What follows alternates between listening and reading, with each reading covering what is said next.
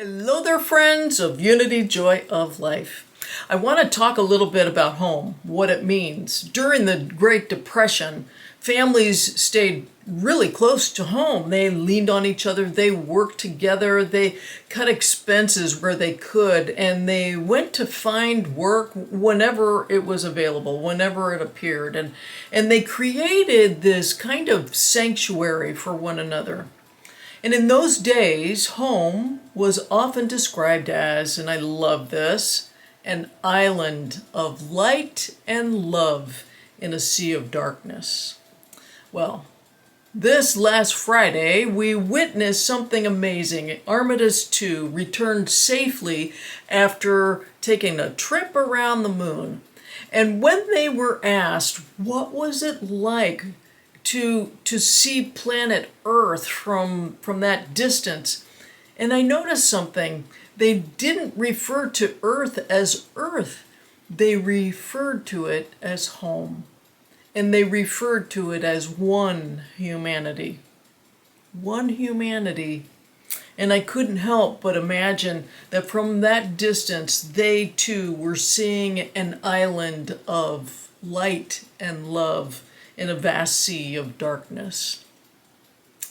I want to talk to you also, I'm going to thread all these together, but there was a minister by the name of James Dillett Freeman. He was also a poet, and he wrote a piece called I Am There. He wrote it during the turbulent late 1960s, and the love of his life, his wife, had passed away, and he was beyond distraught. He was grieving, he was heartbroken, and there was this one moment when he was just in this awful, sad place, and he heard a voice that said, "Do you need me? I am there." And then the voice continued, and what followed was not something that he felt he authored, but something that was given, something that was dictated, something that came from beyond his sad self. Now, later, Buzz Aldrin, the astronaut Buzz Aldrin, came across this poem. And he was so moved by those words that he carried them with him on Apollo 15 on August the 7th, 1971. The poem was placed on microfilm and intended to remain on the lunar surface for, it was as a message for anyone that might come across it someday.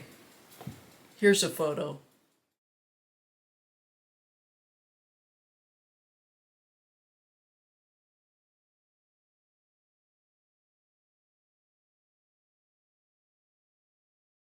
And now, here is James Dillett Freeman himself reading the words that came through him so many years ago.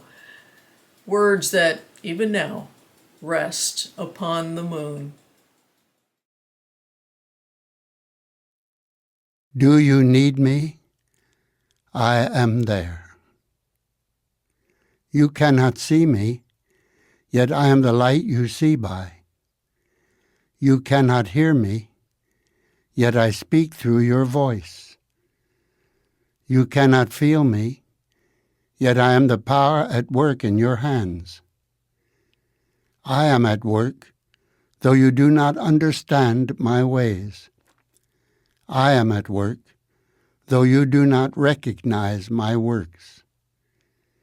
I am not strange visions, I am not mysteries. Only in absolute stillness, beyond self, can you know me as I am, and then but as a feeling and a faith. Yet I am there, yet I hear, yet I answer. When you need me, I am there. Even if you deny me, I am there. Even when you feel most alone, I am there. Even in your fears, I am there. Even in your pain, I am there. I am there when you pray and when you do not pray. I am in you, and you are in me. Only in your mind can you feel separate from me, for only in your mind are the mists of yours and mine. Yet only with your mind can you know me and experience me. Empty your heart of empty fears. When you get yourself out of the way, I am there. You can of yourself do nothing, but I can do all, and I am in all. Though you may not see the good, good is there, for I am there. I am there because I have to be, because I am. Only in me does the world have meaning. Only out of me does the world take form. Only because of me does the world go forward. I am the law on which the movement of the stars and the growth of living cells are founded. I am the love that is the law's fulfilling. I am assurance. I am peace. I am oneness. I am the law that you can live by. I am the love that you can cling to. I am your assurance.